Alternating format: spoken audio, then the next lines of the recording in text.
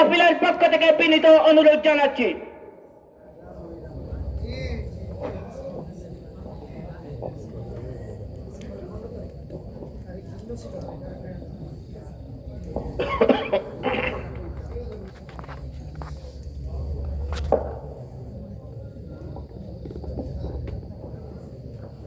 السلام عليكم ورحمة الله وبركاته.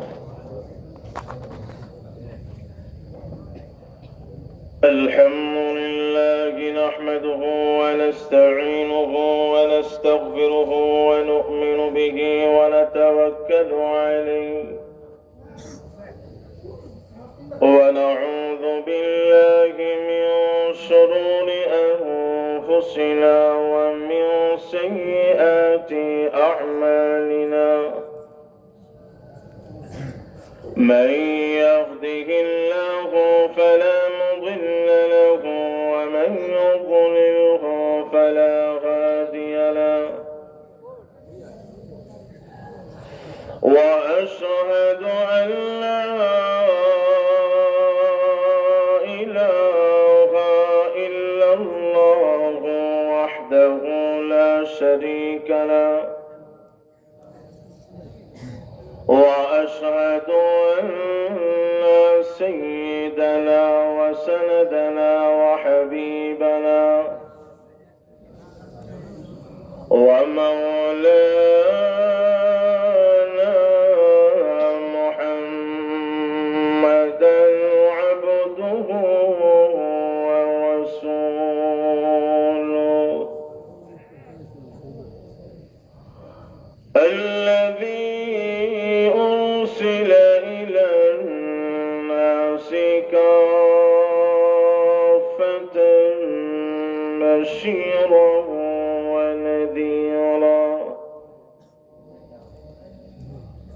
وداعيا إلى الله بإذنه وسراجا منيرا.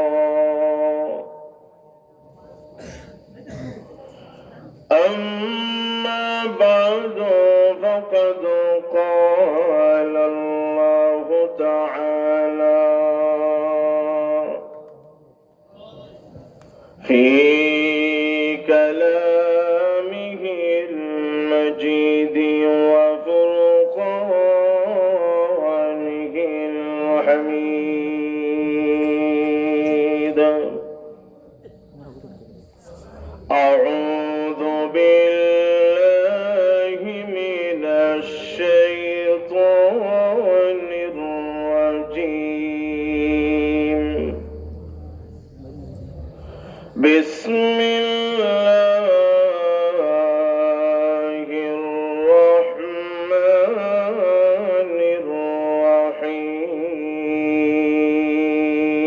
الرحيم.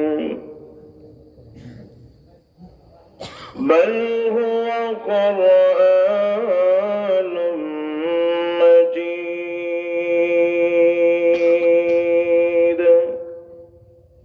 في لوح محفوظ.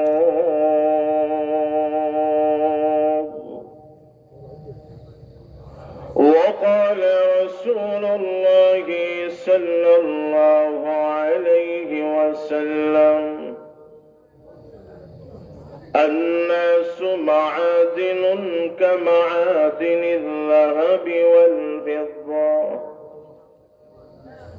خيارهم في الجاهلية خيارهم في الإسلام إذا فقهوا. وقال عليه الصلاة والسلام القرآن حجة لك أو عليك. بارك الله لنا ولكم في القرآن العظيم ونفعنا وإياكم بالآيات والذكر الحكيم. صلى الله سيدنا ومولانا محمد وعلى آله وأصحابه وسلم. لا إله إلا الله محمد رسول الله.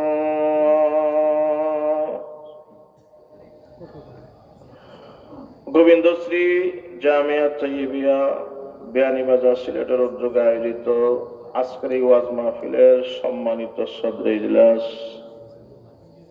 উপস্থিত মুআজ্জাজ মুকাররম উলামায়ে কেরাম, মুরব্বিয়ান, এলাকার সর্বস্তরের প্রাণপ্রিয় মুসলমান ভাইরা, মহান রব্বুল আলামিনের কাছে শুকর গুজার যিনি আমাদেরকে আজকের এই মোবারক মাহফিলে জান্নাতি পরিবেশে দ্বীনের নিসবতে আসার বসার কিছু কথা বলা শোনার তৌফিক দান করেছেন। এজন্য অন্তরের গভীর থেকে কালিমাত শুকুর আদায় করছি, আলহামদুলিল্লাহ। আলহামদুলিল্লাহ। আমি আপনাদের সামনে মহান কালামুল্লাহ শরীফের সূরা বুরুজের সংক্ষিপ্ত 2 আয়াতে কারিমা তেলাওয়াত করেছি। নবীজি সাল্লাল্লাহু আলাইহি ওয়াসাল্লামের হাদিসের খাজানা থেকে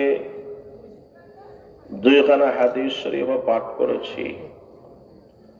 তেলাওয়াতকৃত আয়াত আর হাদিসকে সামনে রেখে কিছু আলোচনা করব। আল্লাহ যেন ইখলাসের সাথে বলার, আমাদের সবাইকে যেন বাস্তব জীবনে আমল করার তৌফিক দান করেন। সকলে বলি আমিন। সময় খুবই স্বল্প, 8টার দিকে মনে হয় জামাত হবে, এজন্য খুবই সংক্ষিপ্ত আকারে জরুরি কয়েকটি কথা আপনাদের সাথে মুযাকারা করতে চাই। আজকের এই মাহফিল কোরআন সুন্নাহর মাহফিল। যে কোরআন আমাদের নবী, দুনো জাহানের সরদার নবী বিশ্ব নবী মুহাম্মদুর রাসূলুল্লাহ, সকলে বলি সাল্লাল্লাহু আলাইহি ওয়াসাল্লামের উপরে নাজিল করা হয়েছিল আজ থেকে প্রায় 1450 বছর পূর্বে। এই কোরআন এখনো আছে। এই কোরআন কিয়ামত পর্যন্ত থাকবে। তার বাস্তব এবং জিন্দা উদাহরণ হইল আসমানি অনেক গ্রন্থ মহান আল্লাহ নাজিল করেছিলেন, কিন্তু বর্তমান যুগে আর একটা গ্রন্থ বাকি নেই। সবগুলি ধ্বংস হয়ে গেছে, বাতিল হয়ে গেছে,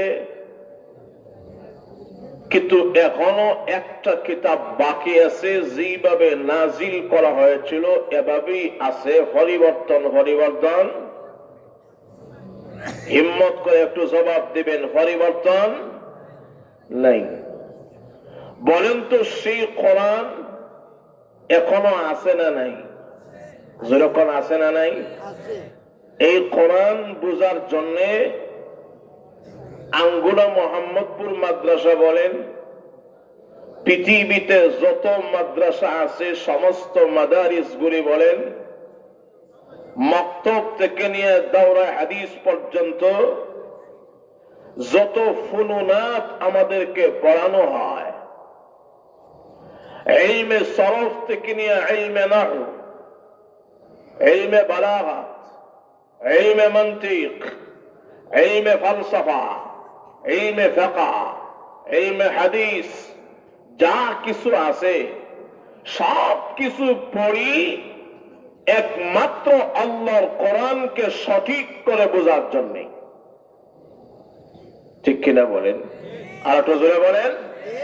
এই সবগুলি ফুনুনাত পড়ার জন্য আমরা 18, 16, 20 বছর সময় কাটাই। উদ্দেশ্য হলো আল্লাহর কোরআনকে সঠিক করে বোঝা।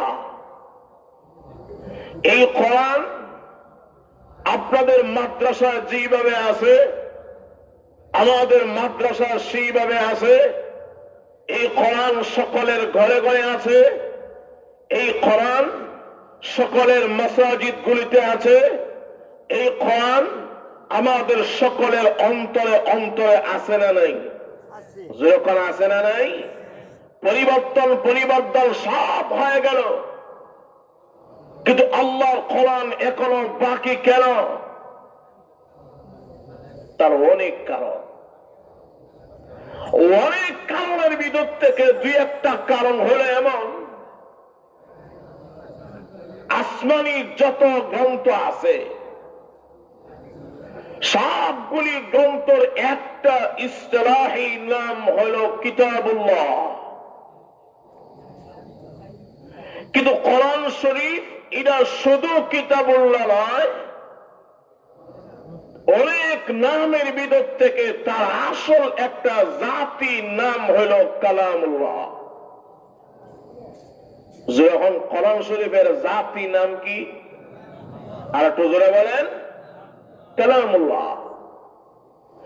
যেটা ডাইরেক্ট মহান আল্লাহর কুদরতি জবান থেকে নাজিল হয়েছে। অতএব যদি আল্লাহর কালাম পরিবর্তন হয়, কালাম যদি মাখলুক হয়ে যায়, তাহলে কালাম ধ্বংস হয়ে যাবে। কালাম যদি ধ্বংস হয়, তাহলে কালামের মালিকেরও ধ্বংস লাজেম আসে। এজন্য কালামুল্লাহর ধ্বংস নাই, কালামুল্লাহর মালিকেরও ধ্বংস, যেরকম ধ্বংস নাই। আপনি আমি যত কালাম পড়ি এবং যত কথা আমরা জবান দিয়ে বলি, সব কথা, সব কালাম হলো কালামে লফজি। কালামে লফজির ধ্বংস হতেই পারে, কিন্তু আল্লাহর কালাম এটা কালামে লফজি নয়। আল্লাহর কালাম হলো কালামে নফসি বা জাতি। যেরকম সুবহানাল্লাহ। কারণ আল্লাহর কালাম কালামে নফসি বা জাতি, এটা আল্লাহর সত্তাগত কালাম। বিদায় কালামুল্লাহ শরীফের মরণ নাই। কালামুল্লাহ শরীফের মালিক হলো মরণ। জোরে বলেন মরণ। তার বাস্তব উদাহরণ আহকামুল হাকিমিন রাব্বুল আলামিন এই পৃথিবীর ভিতরে 1 খানা 2 খানা 3 খানা না, 1 শতাধিক উপরে আল্লাহ আসমানি গ্রন্থ নাজিল করেছেন। আহকামুল হাকিমিন রাব্বুল আলামিন 100 ছোট্ট ছোট্ট সহিফা নাজিল করেছেন। এর ভিতর থেকে 50 খানা সহিফা নাজিল করেছেন শীষ পয়গম্বরের উপরে। আর 30 খানা সহিফা দিলেন হযরত ইদ্রিস পয়গম্বরের উপরে। আর 10 খানা সহিফা দিলেন হযরত মূসা পয়গম্বরের উপরে। আরো 10 খানা সহিফা দিলেন হযরত ঈসা পয়গম্বরের কাছে। এই হলো 100 খানা সহিফার হিসাব। বড় কিতাব হলো তাওরাত দিলেন মূসা পয়গম্বরের কাছে, জাবুর দিলেন দাউদ পয়গম্বরের কাছে, ইনজিল দিলেন ঈসা পয়গম্বরের কাছে, আর কোরআন দিলেন উনি আর কেউ নয় আমাদের নবী বিশ্ব নবীজির কাছে। এই কথাগুলি বলার পিছনে অনেক বড় রহস্য লুকায়িত আছে। আমার কথা হল, হে পৃথিবীর মানুষেরা, 50 খানা সহিফা দিলেন শীষ পয়গম্বরের কাছে। শীষ পয়গম্বর উনি তখন মুআল্লিম, যুগের পয়গম্বর, যুগের নবী ছিলেন। আর নবী হিসাবে জিম্মাদারি হলো আল্লাহর সিফাতগুলি জাতির সামনে তুলে ধরা। পৃথিবীর মানুষেরা লক্ষ্য করে দেখুন, মুআল্লিম নাই, পয়গম্বর নাই, শিক্ষক নাই। শিক্ষকের সাবজেক্ট যারা ছিল 50 খানা সহিফা নাই। এর মতলব হলো শিক্ষক যখন নাই, শিক্ষাগার বন্ধ হয়ে যাবে, সাবজেক্ট বন্ধ হয়ে যাবে, আর পড়াবার লোক থাকবে না। 50 খানা সহিফা নাই, 50 খানা সহিফার মুআল্লিম শিক্ষক যিনি উনিও নাই, শিক্ষক নাই, কিতাব নাই, তৌসিয়াত নাই, সবগুলি বন্ধ হয়ে গেছে। রে পৃথিবীর মানুষেরা আরো 30 খানা সহিফা দিলেন হযরতে ইদ্রিস পয়গম্বরের কাছে। ইদ্রিস পয়গম্বর নাই, ইদ্রিস পয়গম্বরের সাবজেক্ট আরো 30 খানা সহিফা নাই। পৃথিবীর মানুষেরা শিক্ষক নাই, শিক্ষাগার নাই, সাবজেক্ট নাই, সবগুলি বন্ধ হয়ে গেছে। আরো 10 খানা সহিফা নাই। মুসা পয়গম্বর নাই, মুসা পয়গম্বর নাই, ওনার সাবজেক্ট নাই, সবগুলি বন্ধ হয়ে গেছে। আরো 10 খানা সহিফা নাই। ঈসা পয়গম্বর পৃথিবীতে নাই। অত মুআল্লিম শিক্ষক পয়গম্বর নাই, সাবজেক্ট নাই, বন্ধ হয়ে গেছে। পৃথিবীর মানুষেরা মুসা পয়গম্বর নাই, তাওরাত কিতাব নাই, ইহুদিরা সব লন্ডভন্ড করে ফেলেছে। জাবুর কিতাব নাই, দাউদ পয়গম্বর নাই, ইনজিল কিতাব নাই, ঈসা পয়গম্বর নাই, ঈসা পয়গম্বর নাই, ইনজিল কিতাব নাই।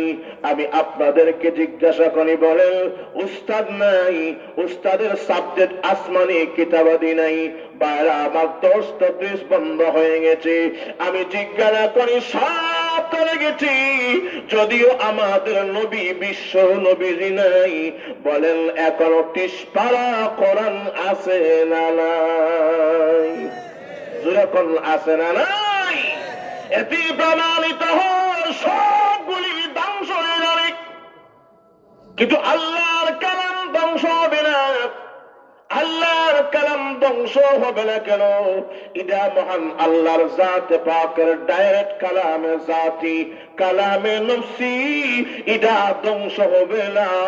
তার বাস্তব জিন্দা প্রমাণ হলো আজ থেকে প্রায় 1500 বছর পূর্বে যেমন ছিল এমনও কালাম এখনো আছে, এবং কিয়ামত পর্যন্ত কালাম এমন ভাবে থাকবে, একটা অক্ষর পরিবর্তন হবে না। জুড়ে হন কথা ঠিক কিনা?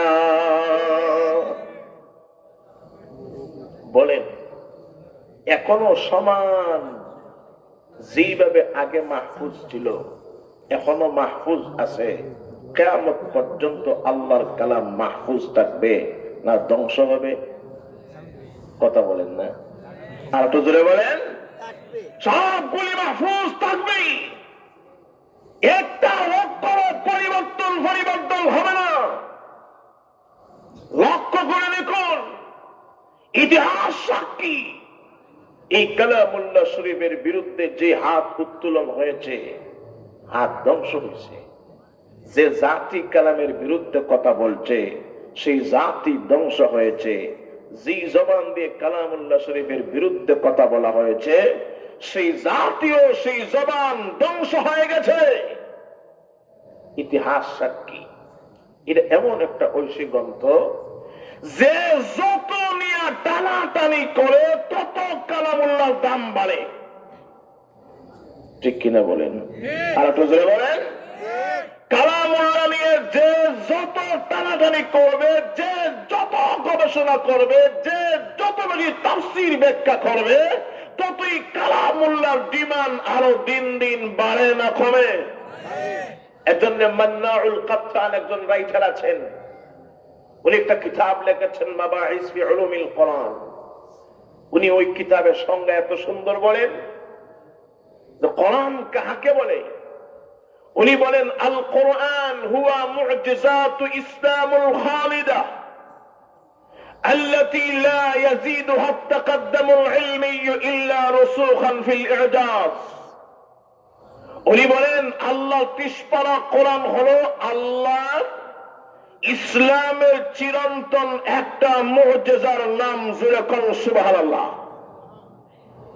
ইসলামের চিরন্তন একটা মুজিজার নাম হলো কোরআন, যেরকম সুবহানাল্লাহ। ইসলামের উগ্রগতি, দ্বীনের জ্ঞানের উগ্রগতি, অগ্রগতি কোনদিনও কোরআনের বাতি নিবাতে পারবে না। যতই কোরআন নিয়ে গবেষণা করবে, ততই কোরআনের এজাজ, কতই কোরআনের সম্মান, ইজ্জত, মর্যাদা আরো বৃদ্ধি পাবে। যেরকম সুবহানাল্লাহ। উদাহরণস্বরূপ বলেন তো দেখি, আজকে যে মাউতে, যে মাইক্রোফোনে আমরা কথা বলছি, এই মাউতের কথা কোরআন শরীফে আছে? কথা বলেন, একটু জবাব দেন। আছে?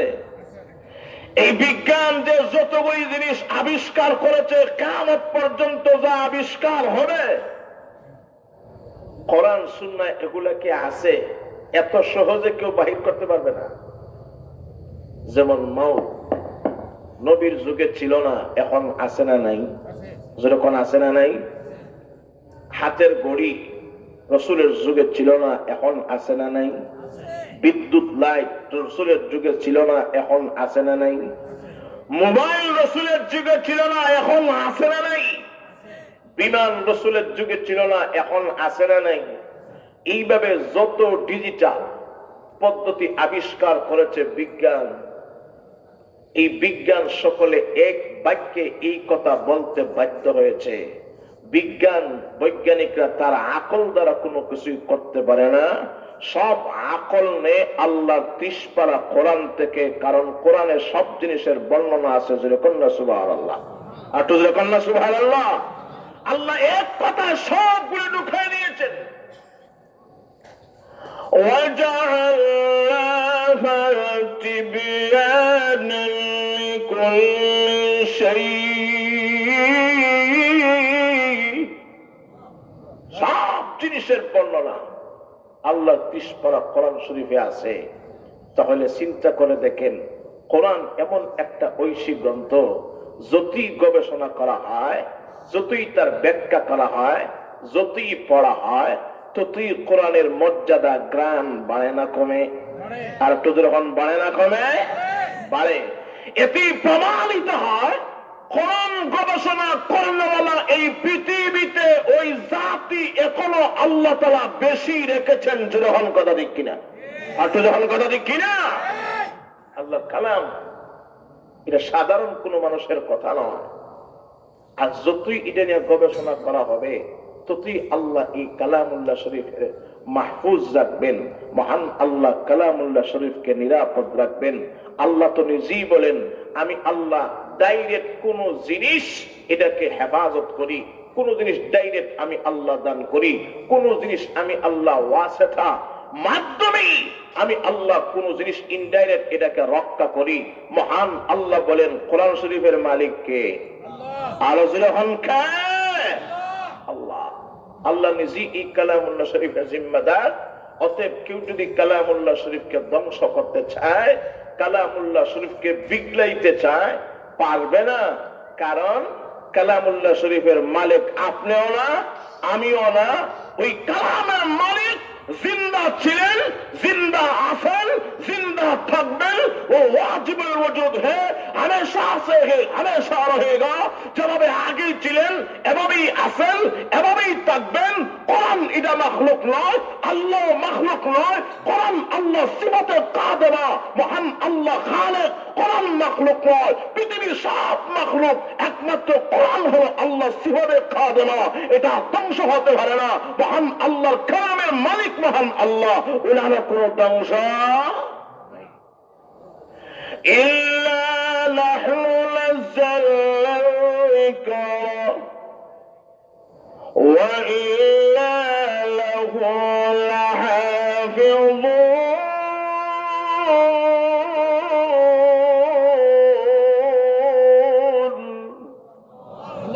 আল্লাহ বলেন আমি আল্লাহ কোরআনকে নাজিল করেছি এবং এটা হেফাজত করার দায়িত্ব মনে হয় প্রধানমন্ত্রীর হাতে দিছি। জোরে বলেন, তো এটা হেফাজত করার দায়িত্ব না আমরা হাতে? কার কাছে? এটা ডাইরেক্ট আল্লাহ কুদরতি ভাবে তার কালামকে হেফাজত করেন। পৃথিবীতে যদি কেউ না থাকে এরপরও কালামুল্লাহর রক্ষা করবেন কে? আর জোরে হন কে? আর 2 নম্বর সিস্টেম হলো এই পৃথিবীতে কালামুল্লাহ রক্ষা করার কেন্দ্র হলো মাসাজিদ এবং মাদারিস। জোরে হন ঠিক কিনা? আর তো যখন কথা ঠিক কিনা, যদি মাদারিস ঠিক থাকে এখান থেকে আলেম ওলামা সৃষ্টি হবে, কোরআনের বাতি এখান থেকে জ্বলবে, কোরআনের গান এখান থেকে বাহির হবে।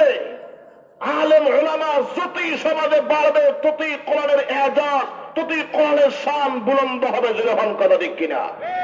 আজ পর্যন্ত যত মুফাক্কির ইসলাম, যত মুফাসসিরিনে কেরাম, যত ফকিহ কিতাবাদি লিখেছেন, লেকচার দিয়েছেন, কথা বলেছেন, সবগুলি কোরআনের ভিতর থেকেই বলেন। যখন ঠিক কিনা?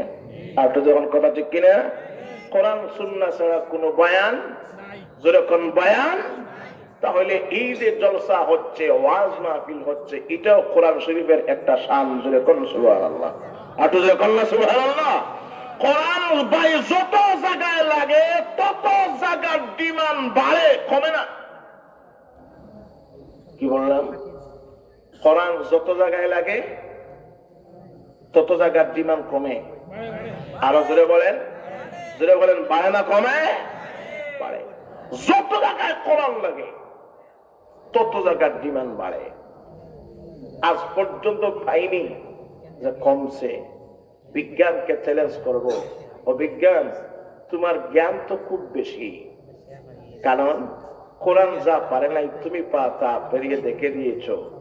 যেমন মোবাইল, এই মুহূর্তে কথা বলা হচ্ছে সোশ্যাল মিডিয়ার মাধ্যমে গোটা বিশ্বের আনাচে কানাচে কথাগুলি পৌঁছতেছে। যখন ঠিক কিনা? আর তো যখন কথা ঠিক কিনা? তাহলে তো বিজ্ঞান কত সুন্দর মোবাইল আবিষ্কার করেছে, কত সুন্দর সোশ্যাল মিডিয়া বাইর করছে, এগুলো তো কোরআন শরীফে নাই। আপনি আমি তালাশ করে যদিও পাবো না, কিন্তু আল্লাহর একদল লোক আছে এরা ঠিকই বাহির করে। যখন কথা ঠিক কিনা? আর তো যখন কথা ঠিক কিনা? এই বিজ্ঞানকে চ্যালেঞ্জ করবো, বিজ্ঞান তোমার তো জ্ঞানের গভীরতা খুবই বেশি। 1 মিনিটের জন্য তোমার চ্যালেঞ্জ গ্রহণ করলাম, তুমি তো সব মুহূর্তে বলে দিতে পারো। আগের যুগে ডাক্তারের কাছে গেলে তখন পেটের ব্যথা যদি হয় অল্প একটু মেডিসিন দিলেই পেটের ব্যথা আলহামদুলিল্লাহ ভালো হয়ে যেত। বুকের ব্যথা অল্প মেডিসিন দিলেই ভালো হয়ে যেত। জ্বর ভালো হয়ে যেত, মাথার সমস্যা ভালো হয়ে যেত। কিন্তু এই ডিজিটাল যুগে, বিজ্ঞানের যুগে, যখন আপনি আমি অসুস্থ হইয়া ক্লিনিকের দ্বারস্থ হই, তখন প্রথমেই আপনাকে একটা রোগের জন্য 14-15টা আইটেমের পরীক্ষা দেওয়া হয়। যেরকম ঠিক কিনা? কেন? বিজ্ঞানের সাহায্য নিয়ে যা কম্পিউটারের কাছে ব্লাড দিবা, প্রস্রাব দিবা, গাম দিবা, অনেক কিছু দিবা, মেশিন বলে দেবে, মানে বিজ্ঞান বলে দেবে আপনার ভিতরে কোন রোগ আছে আর কোন রোগ নেই, সবগুলি বলে দিবে। বলেন তো দেখি সমাজটা এখন এভাবে চলছে না? আর একটু জোরে বলেন। একটা রোগকে জাস্টিফাই করার জন্য, বাহির করার জন্য 14টা আইটেমে পরীক্ষা নিরীক্ষা করা হয়। আচ্ছা ঠিক আছে, সব মানলাম। পেটে সমস্যা, আল্ট্রাসোনোগ্রাফি করানো লাগে, করলাম। বুকে সমস্যা, এক্সরে করতে হয়, করলাম। আচ্ছা মাথায় সমস্যা, সিটি স্ক্যান কপি করানো লাগে, সিটি স্ক্যান কপি করলাম। যা কিছু আছে এভরিথিং সব করলাম। তাহলে বিজ্ঞান আমাকে 5 মিনিটে সব রিপোর্ট দিয়ে দিল। আমি জিজ্ঞাসা করি, বলেন তো দেখি আপনাদের এই গোবিন্দ শ্রী জামিয়া তৈয়িবায় হেফজখানা আছে না নাই? রাগ করছেন আপনারা? একটু জবাব দেন, হেফজখানা আছে তো? আর একটু জোরে বলেন। এই হেফজখানায় কোরআনের ছোট্ট ছোট্ট কোরআনের পাখি হাফেজে কোরআনরা আছে না নাই? যেরকম আছে না নাই? আমি বলবো আগামী কালকে আপনি সিলেট সবচেয়ে বড় উন্নত মানের চিকিৎসাগার ক্লিনিক, যে কোনো একটা ক্লিনিকে যান বা গোটা বিশ্বের ভিতরে কোন একটা ক্লিনিকে যান, গিয়া বলেন ভাই উনি তো ঘুমাইলেও তেলাওয়াত করে, উনি তো হাঁটতেও তেলাওয়াত করে, নামাজে গেলেও তেলাওয়াত করে, আর যদি উনি সহিনে যায় তেলাওয়াত তো করেই করে। ভাই উনি তারাবিহের নামাজ যখন পড়ে শুধু কোরআন তেলাওয়াত করতেই থাকে। ভাই কম্পিউটারের কাছে নিয়ে যান অথবা বিজ্ঞানের কাছে নিয়ে যান, গিয়ে দেখুন তো দেখি সে যে তেলাওয়াত করে, নিশ্চয় ভিতরে মাল আছে, এজন্য তেলাওয়াত করে। এই মালটা অর্থাৎ কোরআনটা কোন জায়গায় আছে একবার মেশিনে টেস্ট করে দেখো না, দেখা যাবে। কথা বলেন কেন? পেটে কি আছে বলতে পারো, বুকে কি আছে বলতে পারো, মাথায় কি সমস্যা বলতে পারো, কোরআন কোন জায়গায় আছে বলতে পারো না কেন? ওই জায়গা বিজ্ঞান বলবে সব জায়গায় হাতাহাতি নাই। যদিও টিপ দিয়ে তার সিটি স্ক্যান কপি করে দেখে কোরআন তো ভিতরে নাই, যদি বুকে চাপ দেওয়া হয় দেখা যায় বুকেও কোরআন শরীফ নাই, পেটেও যদি আল্ট্রাসোনোগ্রাফি করা হয় দেখা যায় পেটেও কোরআন শরীফ নাই, অথচ তেলাওয়াত করলে বাইর হয়। ঠিক কিনে আল্ট্রা যখন কথা ঠিক কিনা, তাহলে বোঝা গেল বিজ্ঞানের জ্ঞানের চাইতে কোরআনের জ্ঞান উঠতে এটার চাবিকাঠি কারো কাছে নয়, চাবিকাঠি কার কাছে? আর যখন কার কাছে? এই কালামুল্লাহ শরীফ আযান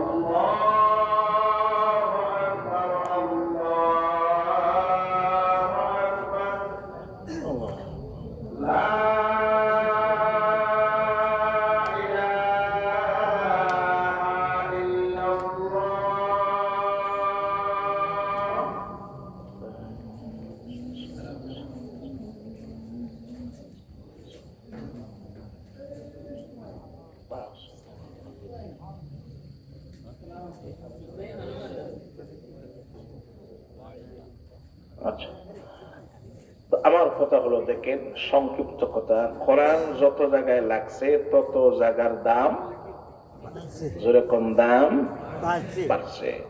কোরআন শরীফ 30 পারা কোরআন মহান আল্লাহ রাব্বুল আলামিন লৌহে মাহফুজ থেকে সামায়ে দুনিয়ায় একসাথে নাজিল করলেন দাফআতান ওয়াহিদা, এমন একটা জায়গায় যে জায়গার নাম হলো বাইতুল ইজ্জা।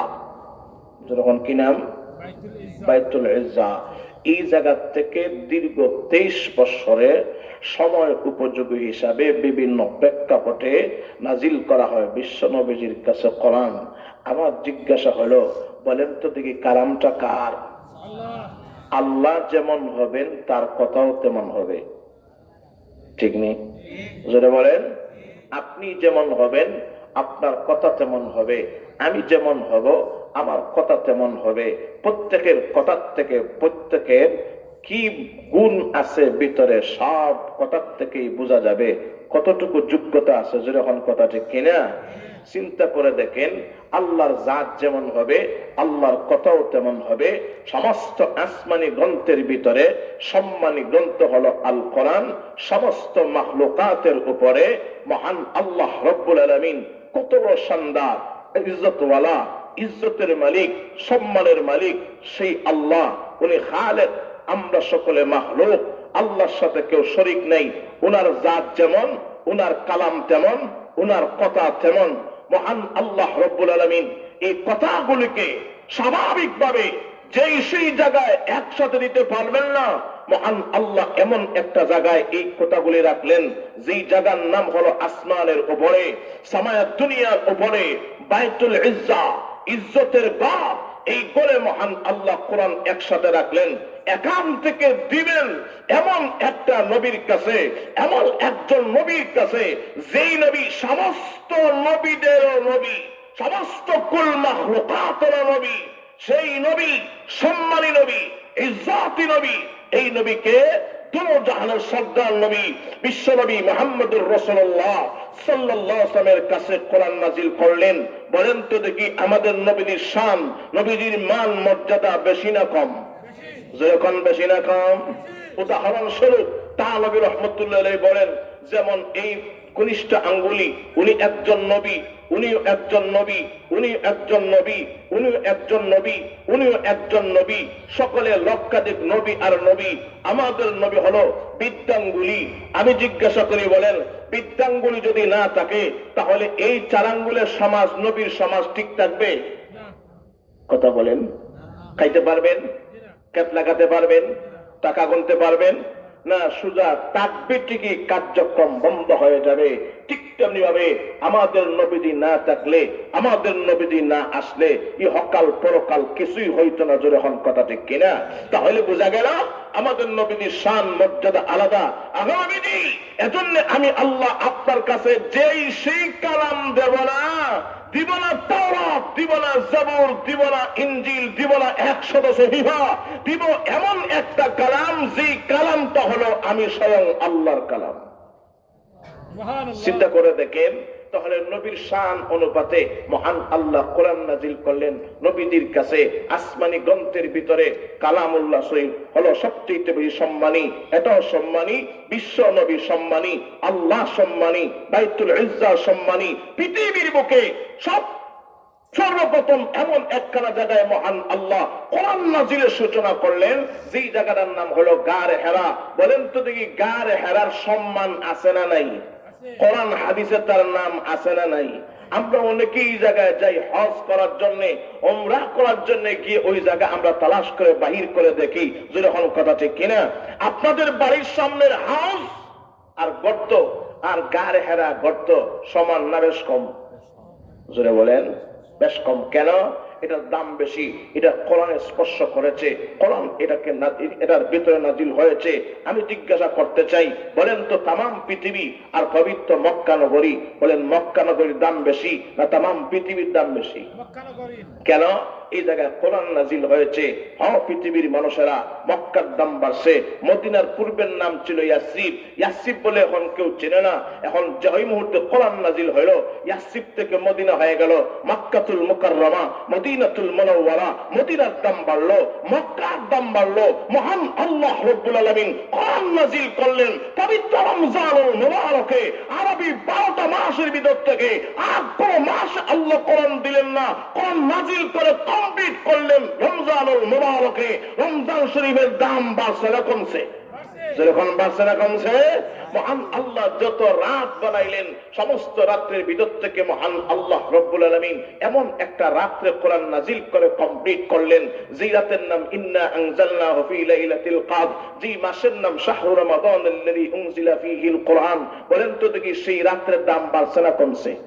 যখন বাড়ছে না কমছে? কোরআন নাজিল হইল তায়েফের ময়দানে, তায়েফের ময়দানের দাম বাড়ছে। কোরআন নাজিল হলো আরাফার দাম বেড়েছে, কোরআন গেল বদর প্রান্তরে, বদরের দাম বেড়ে গেছে, কোরআন নাজিল হয়ে ওহুদ প্রান্তরে, ওহুদের দাম বেড়ে গেছে। পৃথিবীর মানুষ আল্লাহ সম্মানী, কালাম সম্মানী, কোরআন নাজিল হলো জিব্রাইলের মারফতে, জিব্রাইল সম্মানী, বাইতুল ইজ্জা সম্মানী, মক্কা সম্মানী, মদিনা সম্মানী, গারে হেরা সম্মানী, বদর সম্মানী, ওহুদ সম্মানী, তায়েফ সম্মানী, আরাফা সম্মানী, মদিনা সম্মানী, রমজান সম্মানী, লাইলাতুল কদর সম্মানী। সবগুলোর পিছনে সম্মানিত হওয়ার প্রধান একটা কারণ হলো আল্লাহর 30 পারা কোরআন। ঠিক কিনা? যত জায়গার নাম নেওয়া হইলো তত জায়গার সাথে কোরআন লাগছে কি লাগছে না? আর একটু জোরে বলেন।